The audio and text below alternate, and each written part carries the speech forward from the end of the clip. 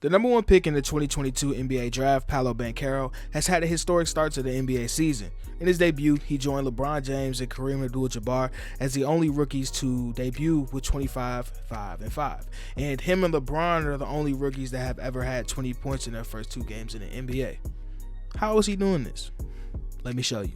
Paolo Banchero is a mismatch on the floor naturally. He's 6'10 and 250 pounds, but his skill set is varied and is already at a high level. And a ton of Paolo's success comes from him being good at finishing around the rim. And some of these possessions, Paolo's cutting and attacking off the catch, and then you got some special stuff, right? Like, there's not a lot of people that can do this with this build. This possession is a 4 and 5 pick and roll. And just look at this. I'm going to say it again. This is 6'10", 250 pounds, moving and operating like this. Use the screen, navigate his way to the rim and finish with a layup, or finish with an and one, or finish however you're going to finish. Paolo has struggled shooting the basketball though. There is nothing to be alarmed at really in my eyes. I think that a majority of the shots just not going in. They're just not falling. Like in their last game against the Celtics, Paolo generated a ton of good looks for himself against top tier defenders like Jason Tatum, Grant Williams, Jaylen Brown. Although you could say that the Celtics were willing to let him shoot shots outside of the paint, he was able to get to his spots and his shots looked good. They just didn't fall. Oh yeah, and then there's this. No, Mathurin, no. Rebound Wagner. Way ahead to Banchero. Banchero way up and throws it down.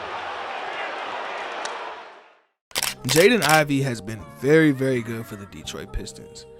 Jaden, after 3 games, is averaging 17.7 points and 6 assists a game while shooting 50% from the field and a surprising 45.5% from the three-point line on about 4 attempts a game. Jaden has been a playmaker on the ball as a guy who can beat his man off the bounce with his incredible speed, like these possessions here. Exactly what head coach Tom Thibodeau was looking for to start the season. That ball movement, that defense, that commitment to playing tough, guys. Yep, 6 points to get those threes if you get a long rebound and get swinging quickly. Second chance points on the 10th. This opens up the floor for all of the other players on the Pistons because it draws the ire of the rest of the defense. If no one helps, it's going to end in a dunk, a layup, or free throws for Jaden. But this is the specialness of Jaden, and I covered this in my pre-draft scouting video. This first one is off of a loose ball. Jaden receives the ball and he's pushing the ball down the floor.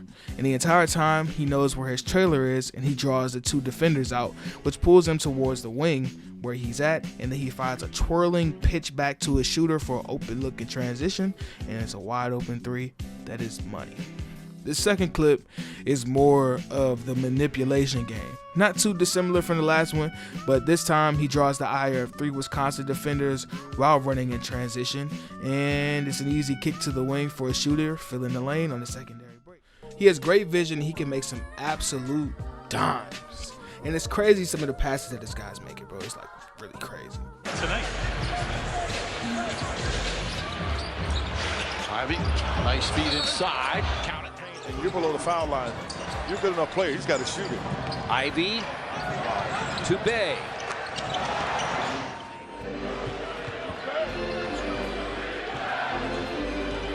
Ivey throws it up.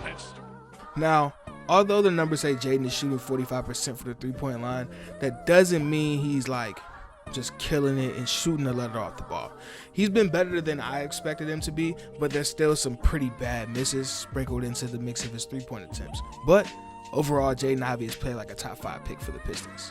The most impressive rookie 3 games into the season is one Bennedict Mathurin, and he's posted numbers like this. How is he doing this? Let me show you. A decent amount of Bennedict Mathurin's success has been due to him shooting 52% from the three-point line, and he's made at least 3 three-pointers in his first 3 games. Try saying that 3 times fast. Aside from the hot shooting, he's a Tasmanian devil when he's attacking the basket, flying past defenders to get to the rim.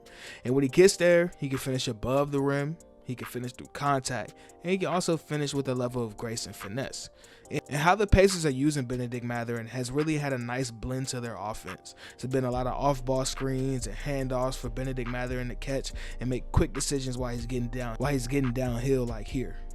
Jalen Smith, they took over the duties last year when Turner was out with injury. Here's Mathurin to the basket again, throws it in. Boy, he is an maxed out its window. You don't have a very long period of time where you've got a chance to be successful. They weren't going to get it. Mathurin down the lane, hangs and scores. And this counters off of that too to get Ben open off screens for threes.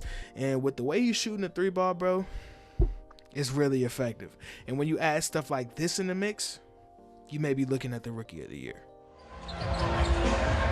Now reverses it. Mathurin, pull up, three-point shot. Mathurin with 5 to shoot. He's got to go to work. Guarded by Bay. Pull up three. Mathurin. Got